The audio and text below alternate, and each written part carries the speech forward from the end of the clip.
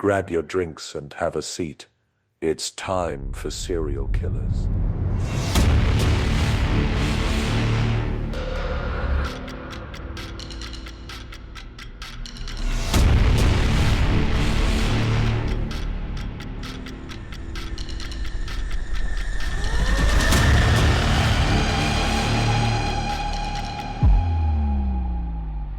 So we're here and we're doing like we have done in the past, where we are not at our normal podcasting place. We are actually in a hotel. So every time we're in a hotel, it's echoey because there's nothing on the walls to help block the echoes. So apologies in advance for this, but this is just what we got to do. This is life of a worker. It is. So we'll start it off right. I'm T. And I'm Jay. And we are here to tell you about serial killers. Now, if you are new here, welcome. Yes, welcome. If you're not new here, thanks for being here. And thanks for sticking with us through this weird transition. Because if you're not new here, you know that we're in the process of moving and we don't actually have a good podcast home. So we are in an area now where Jay's here for work, but we're also looking at houses. And so we are stuck in a hotel. And we are looking for houses specifically that have a better podcasting room. That is part of our criteria. That is part of our criteria. So we can give you better recordings. The hope would be. Yeah. So. But we're still doing the same thing. We're still drinking and we're still talking. We are. That is true. So what are you drinking? Well, what I'm drinking, because we're stuck in a hotel, is some hotel coffee with hotel creamer and hotel sugar. Which is so not the same. Yummy. What I am drinking is the same because I forgot my coffee creamer at home before we came here. I normally drink coconut creamer and we don't have that with us. So I'm drinking good old dark roast hotel coffee with 1 stevia and half and half. Again, yummy. But we are not just here to talk to you about what we're drinking. We actually are here to tell you about a serial killer. And which serial killer is that? This week we are talking about a woman. Boom, boom, boom. And this woman's name is Martha Rendell. Now, Martha has 3 victims. She has murder dates of 1907 to 1908. The location of her murders is Perth, Australia. Okay, down under. And her method is? Poison. Most, actually, I think all women serial killers we have done is poison so far. And the characteristics of her murders are sadism and child killer. Ooh, not good. I'm not going to have to give any sort of a trigger warning on this because it's not gruesome. Okay. Nothing too crazy, but this is a very interesting episode and I would love to, I want to hear the thoughts. Was she an old lady that lived in the woods and would bring kids into her house and put them in the oven? No. Oh. No. Not old Hansel and Gretel? No. Okay, so Martha was born in Adelaide, Southern Australia, August 10th, 1871. Now, there really is not much known about her younger years. It is said that she was a girl who did not want to follow the rules as a child. She did not want to follow them. And that she also would not fall in line with the contemporary society rules. So meaning that she would not fall in line with what was expected of girls in the late 1800s, early 1900s. A rebel, if you will. Now, it was also said that she was abused by her father. I do not know anything else besides that. What I can tell you is that when she was 16 years old, due to the abuse from her father, she moves out of her family home. And fairly quickly after she moves out of her family home, she ends up giving birth to 3 different children, all of them out of wedlock. Now listen very carefully here. That is a big ass no-no for the 1800s. Like a big ass no-no. Yeah, you get married first. You get married. You also are not allowed to get divorced, and you don't have children out of wedlock. And most importantly, you don't have children out of wedlock with more than one man. Yeah. And like you don't have 3 children out of wedlock. with 3 different men? I believe so. Okay. So she did all that. Again, would not Rebellious. Rebellious. Right?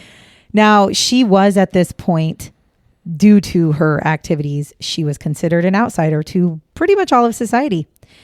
She was a sinner, and let's say scarlet letter type shit. Okay, so if anybody knows what the scarlet letter is, she had to, she didn't really have to wear the A, but I feel like she probably could have worn that scarlet letter.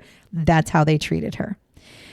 She then, as if this wasn't bad enough, having her 3 children out of wedlock, not being with anybody, she then starts an affair with Thomas Nicol Morris, who happens to be a married man with 9 children of his own. 9 kids? 9. God, I mean, back then, that's what it was. And they started their affair early in the 1890s. So she most definitely was not trying to do anything that the society wanted her to do.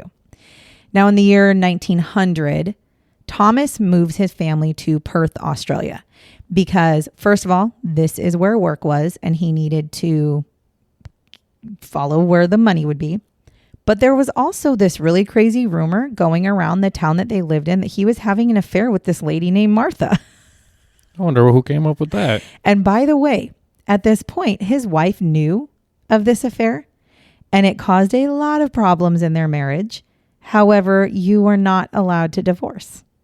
You were not allowed to divorce back then. It was considered a sin to divorce. And so there was no divorce to be had. And so Thomas thought it would be best if he picked up his family, his wife and his 9 children, and moved to a different city where they could escape the scathing remarks and the gossip and, all that stuff. And all the stuff he brought upon himself. Correct. And it would also make it to where maybe their marriage, while it was not good, it would be sustainable. Now, Martha, she's not happy about this because her man is moving and she's very upset about it. So she decides, well, if he's moving, I'm following his ass there. So she abandons her 3 children and follows Thomas and his wife. That's not where I saw it going. And follows Thomas and his wife to Perth, Australia. Now, after Thomas's wife discovers that Martha is also now living in Perth and that Thomas and her are continuing their affair, Ooh.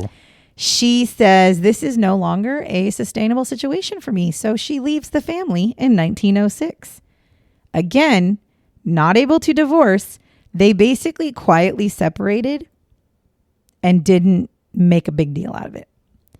Now, Thomas almost immediately moves Martha into the home with him after Sarah leaves.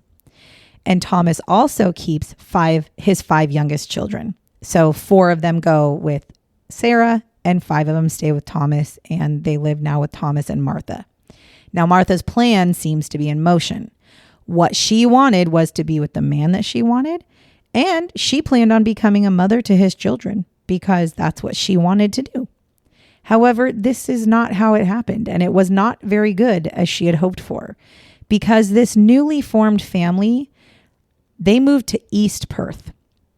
Specifically, they moved to a neighborhood where everyone kind of kept to themselves and that their living situation would not be questioned. And they wanted to make sure that everything kind of get kept under wraps. And Martha basically pretends to be Thomas's wife. She pretends to be a mother to the children. However, people can clearly tell that is not, she's not their mom. Something here is not like the other. So by this time, after they've moved to this new area in East Perth, they are very much so struggling financially. The money is not there. They're barely making ends meet. Thomas is working all the time. He's never home. And Martha is literally left to spend all of her time taking care of his children. She also had to cook. She had to clean. She had 0 time to have her little love affair with Thomas. Now, the children, on the other hand, despised Martha. Rightfully why. fucking so. Obviously, I'm sure that they understood what had happened between their parents. I'm sure they understood that Martha was the reason that their mother left. I'm sure they understood that Martha was also the reason that they were having problems. And now Martha's living in their home trying to mother them. Never mind the fact that also 4 of their siblings were now gone because their 4 siblings live with their mother. Their siblings are not around. They don't hang out with each other. This woman that moved into their home literally split their home up. So obviously they're not going to like her. And now most of the children that were left with that Thomas kept, they were really too young to help out with chores around the house or cooking or cleaning. Like they weren't old enough. And then there were a couple. Old Martha got stuck doing it. Yeah. And then the other ones that were older, they were really busy with things like school and life, and they were not around to constantly be helping her with the things that she would have wanted help with. Now, Martha ends up living basically in this home where she is very lonely. Her husband, or not her husband, her I don't want to call him her boyfriend, her live-in lover, he is nowhere to be found 90% of the time. She's stuck with his children. Half of the kids are not there during certain times of the day. The other half are there, and she has to kind of like wait on them hand and foot. She also has to cook. She has to clean. She has to be the one to take care of everything. So it is said that this is not what she was expecting. This is not the life she was expecting. This is not what she wanted. And so obviously this kind of takes a toll on her. It is said that Martha ends up demanding that the children call her mother. And she was very abusive to them, very mean. She would beat them. She would verbally abuse them. She's the literal definition of a wicked stepmother. I was just going to say that. She is. Now, on one occasion, Martha had actually beaten one of Thomas's children, one of his daughters, Annie, so badly that she was unable to walk afterwards. Damn. So she was not a nice woman. And Martha basically got sick of her life. She got sick of the kids. She decided, I'm changing this because this is not what I fucking signed up for. So Annie, who is 7 years old, is the first of the children to die. It starts with basically Martha is putting something in Annie's food. And whatever this thing is that she puts in the food, it triggers Annie to have a sore throat. And so Annie starts complaining about how her throat hurts. So then Martha, being the motherly woman that she was, she says, well, let me give you some medicine. So she swabs this medication at the back of Annie's throat. This medication she gives her is hydrochloric acid. For those of you that don't know, that's not a medication. That would never have been a medication. It'll eat your throat. Right. Now, this makes it to where the throat becomes even more inflamed and Annie basically can't eat. She can't swallow. She can't eat. She's in a lot of pain. And Annie ends up dying due to starvation on July 28th, 1907.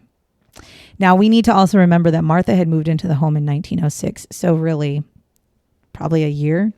Yeah, 1 year and she's already nasty. Now, at the time, after she died, the doctor was called to the home. The doctor checked out Annie's body and he listed the death on the death certificate as diphtheria because that was something that was going around back then. There was no cure. There was no, we have vaccinations for that now. There was no vaccinations, and diphtheria actually does affect your throat. So that's why he was like, she dies of diphtheria. And it was something that could kill you. So that's not like, it wasn't far-fetched to think that she could die of diphtheria. Now, a few months later, on October 16th, 1907, Olive, who is a 5-year-old little girl, she dies in the same exact way. It starts out with a sore throat, which again is Martha is telling people that, oh, the family has diphtheria. I'm treating the children for diphtheria. She then tells Olive, I'll give you some medication. After she gives her the medication, Olive is unable to eat. She can hardly swallow. She also dies of starvation. Literally one of the worst ways to die. Yeah, it's so horrible. I mean, other than drowning, I feel like this is like one of the worst ways you could die. Now, once again, the doctor is called to the home. He checks out Olive and realizes, yes, I would say that she died of diphtheria. So Martha decides that this is working out for her. Like, this is working out for her. Sounds like you need a new doctor. So she starts to realize that this is a good way for her to lessen her burden. So then she again starts serving food that has some sort of something in it to 14-year-old Arthur. However, Arthur, it's not going the way that it did with Annie and Olive, because you see, Arthur's a 14-year-old boy. His body is different. He probably needs more of whatever the fuck she's giving these kids. And so it takes him a lot longer to develop a sore throat. But eventually he does develop a sore throat. And never mind the fact that after he develops a sore throat and she gives him his hydrochloric acid medicine in his throat does become inflamed. However, he is 14 years old. So it takes longer for him to die of starvation purely on the fact that he's a 14-year-old boy. So Arthur dies on October 8th, 1908. Considering, just so people want to know, she actually had started trying to kill him in the winter of 1908. So I'm thinking like January or February is when she started feeding him things to give him the sore throat. Yeah, that's a long way to deal with that shit. And I mean, I wouldn't say that he was dying of starvation all those months, but I'm thinking it took her from January or February until October to finito it, right? And I don't know how much of that was him, starvation. Like, I'm not sure. Could you imagine though? No, I can't. Like, I'm going to just go out on a limb here and say she did not starve these children. She tortured them. That's pure fucking torture. Now, after Arthur's death, Dr. Cuthbert is asked to come and, check on Arthur's body. And Dr. Cuthbert says, you know what? We've been dealing with this diphtheria crisis in your family for over a year now, almost 2 years. We have 3 of your children have died of diphtheria. I would like to do an autopsy because this is not normal. Like dying from diphtheria is one thing, but like a 14-year-old boy has a much better chance at surviving diphtheria than a 5-year-old little girl. And so he was like, it just, something's not making sense. And I'm sure part of his thing was at this point, he was probably suspicious because 3 children from one home and the only person who gave them medicine was Martha. I'm sure he was a little suspect. Is it only kids who can get this? Because why aren't the adults getting sick? Adults could get it too. No, right. That's what I'm saying. Is right. That's probably what flagged. Like, wait a minute. Right. And never mind the fact that these 3 children all died in the same home, literally having the exact same symptoms, all of them. But diphtheria would not last in a household for almost 2 years. That's not how that worked. So Martha agrees. She's like, yeah, you can do the autopsy. However, if you're going to do it, I want to be in that room while you're doing that autopsy. I want to observe. I want to make sure you're doing things correctly. Because, Dr. Martha over here knows what she's doing. So she does. She sits in on the autopsy. And actually, during the autopsy, there's nothing found that would have triggered any sort of suspicion. And so they were like, yeah, I guess he died of diphtheria because we can't find anything else that could have caused him to die. So it becomes business as usual. Now, please remember, we're talking about an autopsy in fucking 1908. Okay? Right, yeah. We're not talking about like, they're literally opening this kid up and trying to see if there's anything else that they could see that would have caused him to die. And let's be real, in 1908, they didn't have the technology or the wherewithal to do that. Now, in April of 1909, Martha decides it is time for her to end the life of George, another one of Thomas's children. So if you're keeping track, she's got 4. She's going on number 4 out of his 5 children that she's trying to get rid of. Now, Martha gives George a cup of tea. And almost immediately after he drinks the tea, he has a sore throat. And he tells Martha, my throat is hurting ever since I drank that tea. And Martha's like, okay, well, let me give you some of my medicine that will help. So she puts this hydrochloric acid in the back of his throat. And this immediately freaks him out. and he fucking runs from home, runs away. Well done, George. And now he runs actually to his mother's home, which is like not very far from their house. Like they lived in the same town, but like streets away from each other. So he runs to where his mother's house is. Now, after George is not seen by any of the neighbors for a few days, they become a little suspicious and they start asking like, hey, where's George? And I'm sure that part of this is because they probably were keeping an eye out on this household because this family literally suffered the loss of 3 children in 2 years. And so I'm sure the neighbors were paying more attention to what was going on at this neighbor's house I don't know, there's 2 other children there. Okay. And there's a mother who they believe, is a mother who may be suffering from the loss of the children. There's a father. So I'm sure that they were keeping kind of closer looks at that family. And so when they realize that they don't see George at all, like ever, they start to ask. And nobody seems to know where George is. They even go up to Thomas and they're like, hey, where is George? Like, we haven't seen him for quite some time.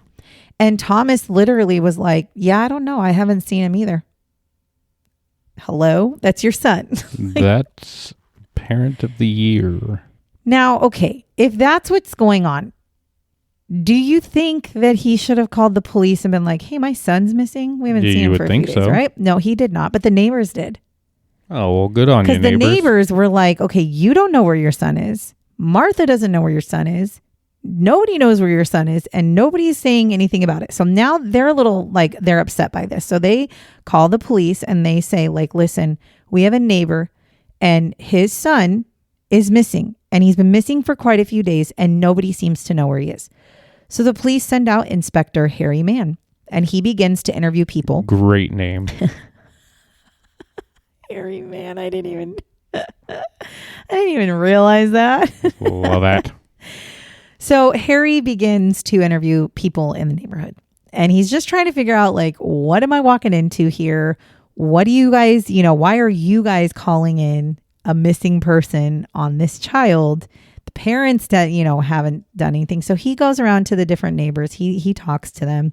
And as he's talking to people, he keeps hearing the same types of stories about the children in the home. He hears that all of the children at different times have complained of sore throats. They talk about how 3 of the children have died from diphtheria because they had sore throats and then they died. And he hears that the neighbors have said that they watched Martha and she didn't really seem to care that the children were in pain. Like she wasn't caring or loving about it. One neighbor even said that at one point they had actually looked in the window at the home. Fucking creepy. They had went to the window and they looked in on the window and they saw Martha standing over and screaming at one of the children. And this child happened to be one of them that was dealing with throat pain. So my assumption is this would have been one of the 3 that had died. And she did not seem to care that they were in pain. She was just yelling at them and standing like over them, almost as if she was enjoying herself. And they said it was really crazy because she almost seemed like she was laughing about it as she's doing this. Okay, so this is what the neighbor is telling the investigator. Now, through his investigation, Harry is able to find and locate George. And he finds out that George is at his mother's home. And so he talks to George and George tells him, no, I ran away from home because my stepmother killed my 3 siblings and tried to kill me as well. He then tells him that she had poisoned him with spirit salts, which is what you would have called the hydrochloric acid back in the day. Now, since there had been a fairly long time from the last child who had died, which was Arthur, the only way that they could check for murder was to exhume the bodies. Okay, so they decided, well, if what George is saying is true, we need to exhume the bodies and we need to see if there's any way that we can find hydrochloric acid in these children's throats, because that's what he's saying is going on. So on July 3rd of 1909, this was done. They exhume all 3 bodies and they discover that all 3 of those children had a watered down version of hydrochloric acid in their throat tissues. So they were able to cut out their throat tissues, which You'd think at some point decay would kick in, though. well, that's what I was going to say. I was shocked that they weren't decayed, but I know you get embalmed. I know they do like embalming and stuff. And so my thought is they might not have been undecayed, but they were able to at least they still had some sort of tissues in the throat area where they were able to swab or cut them out and test. And they have certain tests to test for hydrochloric acid. So they were able to definitively say that these children did have hydrochloric acid in their throats, which again is not a medication, so it should never have been in their throats. Correct. They also found while they were doing investigation that Martha had actually purchased a very large quantity of this hydrochloric acid during the time, at different times, that the children were sick and had died. So now they're seeing that, okay, they have the hydrochloric acid in their throat tissue, and she also has actually been seen buying this in a large quantity. Okay. So Martha, of course, is arrested, and they actually arrest her husband, Thomas, as well. They both are initially charged with the murders of the 3 children. Thomas, though, is eventually acquitted. However, I really do think that he should have been found guilty of at least being an accomplice. For sure. I mean, his son ran away. Even if it's just an idiot accomplice. Right, because his son ran away and he didn't seem concerned at all. And maybe he knew he was at his mom's house, but like people asked him where his son was and his literal response was like, yeah, I don't know. I haven't seen him. He seemed to not care. Now, Martha is charged with the 3 murders and she is found guilty and she is sentenced to death. So on October 6th of 1909, which if you're doing the math on that, they didn't even discover the hydrochloric acid in the throats until after July. So that's, I mean, you're talking like a couple months. So a couple months after she's found guilty, not even found guilty, a couple months after they discover it, Martha is taken to the gallows at the Fremantle prison and she is hanged at 8 a.m. Her death was witnessed by 25 people and her last words were, "I will die brave." She also never showed guilt or remorse for her crimes, and she is buried in the Fremantle Cemetery. So that's the story of Martha. But of course, I always have shots. And that's why we finish it. Okay. So after Thomas's wife left him, so remember way back in the day in 1906 when she said, "I'm done with you," and she said, "I'm out of here, I'm taking my 4 kids and I'm leaving you." So after she takes them and moves, she does not have contact with any of her kids, the younger ones. She refuses to have contact with them. Well, that's weird. So she's not the fucking mother of the year either. She didn't try to kill her kids, but she didn't take all of them. She took half. And then the other half, she was like, I have nothing to do with you. You're staying with your dad? Yeah. You're on your own. Now, there was no way to actually prove that Martha had put the acid in the children's throat. There was no way to prove that, right? They couldn't prove that putting the acid in the throat and that the acid would have killed them, right? They couldn't prove that based off of what was going on. So what did they do? They experimented with guinea pigs and rabbits, and they put hydrochloric acid in the back of guinea pigs and rabbits' throats. And the results they found matched exactly to what was found in the children's autopsies. Interesting. So that's how they were able to be like, okay, somebody put this in their throat. Like they didn't just willingly eat, whether they were drinking it, eating it, or having it swabbed in their throats. Now, according to George, it was swabbed into their throats. So she showed no remorse. No remorse. She was found guilty. Yep. Did she ever say like, no, I didn't do this? Or did she finally admit to it? Like, We'll get there. This is where I'm getting at. I'm jumping ahead. This is why I said I'm very interested to know what you think. Now, the jury of Martha's trial, they actually wanted to charge Thomas with being an accessory after the fact. Fucking fair. Yeah. However, that was not something that was allowed at the time. They wanted to charge him with something. Can they charge him with being an asshole? I know. I'm like over here like Thomas was not a good guy. One, he fucking had an affair on his wife. Had 9 children with her, had an affair on his wife, and then allowed his lover to kill his children. Okay. It was believed that he actually also had bought the hydrochloric acid at one point. Interesting. For Martha. Okay, he bought it for Martha, and he said, I did buy her some, but I did not know what she was doing with it. I didn't know that she was using it in that manner. I would have never bought it for her. I beg to differ, I'm sir. curious what they used it for back then. If I he have was buying, no idea, because you could just buy it over the counter. yeah, like maybe cleaning. I don't Maybe. fucking know. getting rid of rodents. I don't know. Yeah, no shit. Okay, now this is an interesting, just fun little fact. Is there's a serial killer. His name is Eric Edgar Cook. We have not done him yet. He is actually buried in the same grave that Martha Rendell was after his execution. In the same grave, so they're just piling them on top of each other.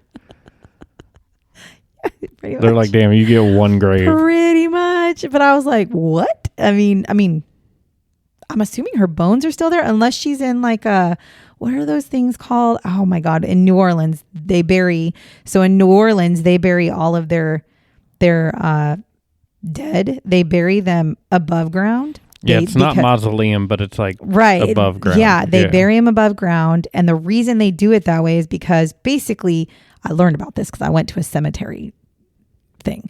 The reason they do that is, one, because of the hurricanes and the flooding. When Hurricane Katrina hit, it basically disrupted a shit ton of graves and bodies. And now, their bones and shit come out because you only bury 6 feet deep. Yeah. That's all you do. And the other thing is where New Orleans is, the water level, the water table, the sea level, whatever, is less than 6 feet. So you can't dig down 6 feet.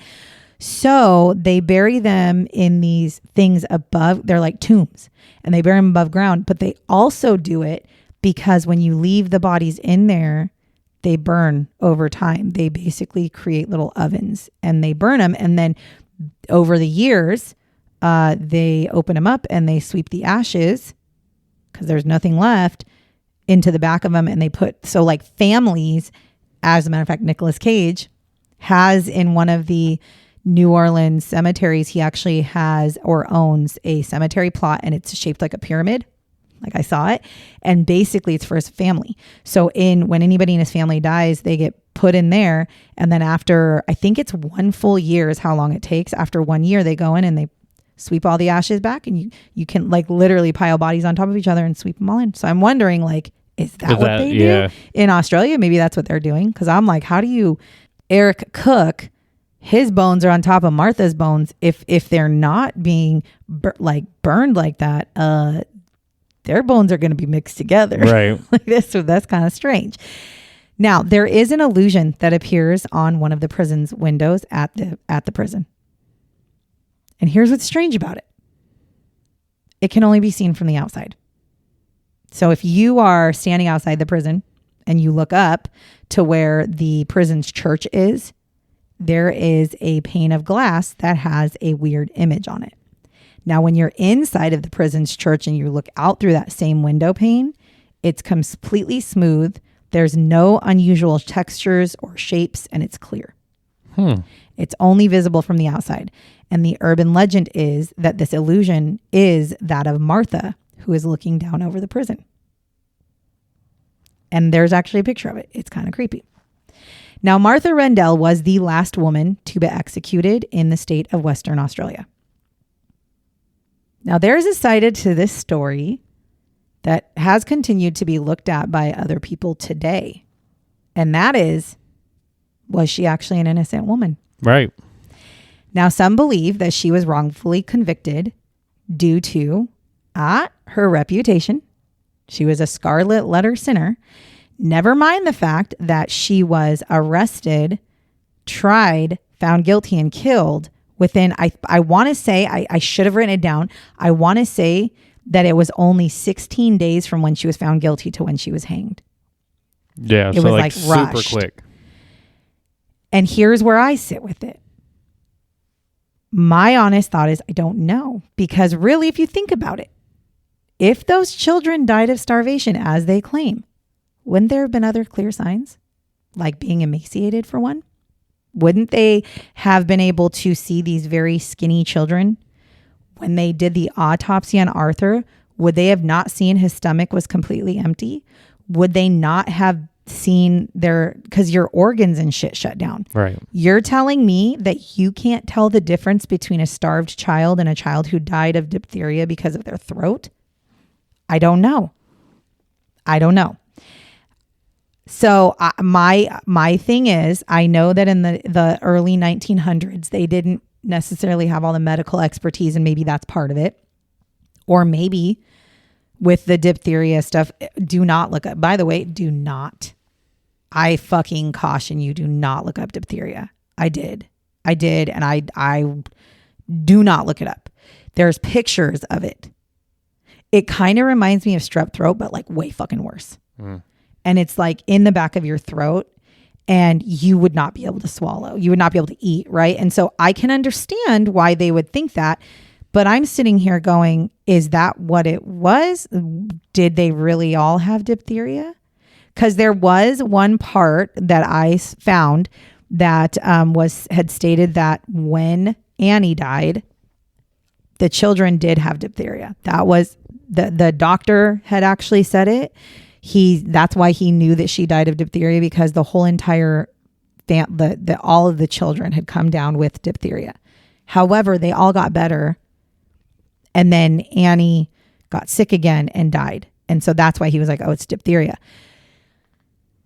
So it's like, you got to know, you got to try to understand, is this a case of an innocent woman who was wrongly convicted, like a witch hunt, because of her reputation? Was this a child? Because, part of it was they had George, who was like, no, she literally killed my siblings and tried to kill me. Was George lying? Right? Was he lying, or was she really the mom? Was it the dad? Like, there could be multiples. Well, or was she really a serial killer who was just trying to get rid of the children because she wanted her life back with her lover? I don't know. Yeah. I don't know. All of the history behind it right now still points to her as being a serial killer. There is nothing that anybody has ever brought forward that's like, oh yeah, no, she was definitely innocent. There are people who are questioning it. Fair. But I feel like in this scenario, I understand that the kids didn't like her, but I find it to be a really big stretch that a child, he was 15, that a 15-year-old child would make up this crazy lie just to get his stepmother killed. Right. Right? Like, it's one thing to say something like she abuses us, she whatever, beats us, but to say she murdered his 3 siblings, he knew she had a good chance of getting the death penalty. So like, I don't know if I see a 15-year-old kid doing that. So I don't know. What do you think? Do you think Martha Rendell is a serial killer that was trying to kill the children so that she could be living freely with her lover man? Or was this an innocent woman who was put to death because she was an outcast of society and they didn't like what she did? We will never know. That's a tough one, because like the information you've given me, there's nothing in there that tells me the innocence of it, right? Like, right. And I could see, her wanting to get rid of the kids to get her life back, but me too. At the same time, the dad keeps popping in my head because he was a piece of shit. So no, I don't think the dad. I don't think I wouldn't say the dad did it, but the dad was definitely a part of it. I don't think he knowingly did it. I think that I really do think he was never home. So I think that he was an accomplice without realizing he was an accomplice. I do think he should have been brought up on charges for sure, because he didn't even question it. But I don't think he was killing the children. I don't think he wanted the children to die. I also think he wasn't horribly upset when they did die, because it was like, oh, one less mouth to feed. Yeah, exactly. Because they're struggling financially. And, he, prior to all this, had this amazing life with his mistress and, whatever. But I also need to point out, in my opinion, I'm not saying that she's a murderer because of this, but ma'am, you left your 3 children at a drop of a hat for some fucking man. And then when you left them, by the way, never reconnected with her children because, well, she lived her life with Thomas. And then you hated the children and you hated that life, I could totally see you killing them. I could totally see it. It is a strange serial killer, right? It's a strange way to think of a serial killer because we always think of serial killers as people who like to kill for the thrill of it or whatever. And that was not what she was killing for. She was killing, honestly, for like her independence, which, ma'am, you could have just left. I don't know if Martha, that makes it worse or Martha. what. Martha, you could have just walked out the damn door because he was not your husband. Those were not your children. You could have literally up and walked your ass out of there. Mm-hmm. So that's why, to me, it's like, she did claim that she was innocent. She did say that she never killed the children multiple times. She never showed remorse because she said she didn't do it. Right. So again, this is one of those scenarios that it's a hard one. I'm chalking her up as a serial killer because she's in my serial killer book. But when I found the articles of people who have looked deeper into it, and they're coming up with these other theories, and they're saying things like, hello, this woman was literally killed 16 days after she was found guilty. I will point out, though, that doesn't seem to be abnormal for the times. Every time they ever have any sort of death penalty in the late 1800s, early 1900s, they literally kill them within like a month. There was no chance to appeal your sentences. Like, that wasn't a thing back then. When was the Salem witch trials? That was in the 1800s. Yeah, I mean, they killed people to kill people. Right. And so I also can say, in a rebuttal to the article that I read that was like, well, if you look, they rushed to kill her. No, they didn't rush to kill her. That's just what they did back in the 1800s. Yeah, they didn't have people sit on death row for fucking years and years. No, they literally took them to the gallows within a couple of weeks of being found guilty because, again, they didn't have appeals. Very, very, and honestly, back in those times, if you thought somebody was a murderer, you wanted them dead. That was literally what it was. Right. That's how the world worked back then. They had jails that were holding cells, not they didn't this is where you're going to live the rest of your life. Correct. They didn't have death row. They didn't have a death row that you sat on for 25 years until you died naturally. Right. So I'm going to say, if I had to point fingers or make my best guess, I'm going to say that my heart of hearts deep down inside, and if you know differently, tell me, I think she killed the kids. I think she did it on purpose. And I think she did it because she was trying to get rid of them, because you're talking a 3-year period at this point where 3 children died and 1 child ran away from home because he said his stepmother tried to kill him. And he had the same symptoms. Diphtheria was not living in their house for 3 years. Right. And if that was the case, they would have all been sick all the time, and they were not. So I personally think what the evidence shows is that she was killing them. She was poisoning them on purpose. Agreed. That's my thought, because she wanted to be with her lover and only her lover. Anyways, that's the story of Martha Rendell. I hope you liked it. Oh, Martha. Oh, Martha. One of the few women serial killers out there. There's definitely a lot, but not as many as there are men.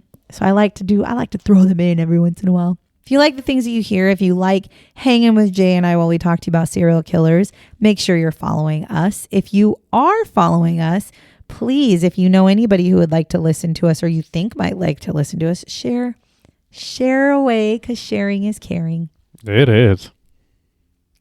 Other than that, thank you so much for listening to us tell you this story about Martha Rendell, the woman who had the scarlet letter and killed the children so she could be with her lover. Until next week, goodbye. Bye-bye. Remember to lock your doors and bar your windows.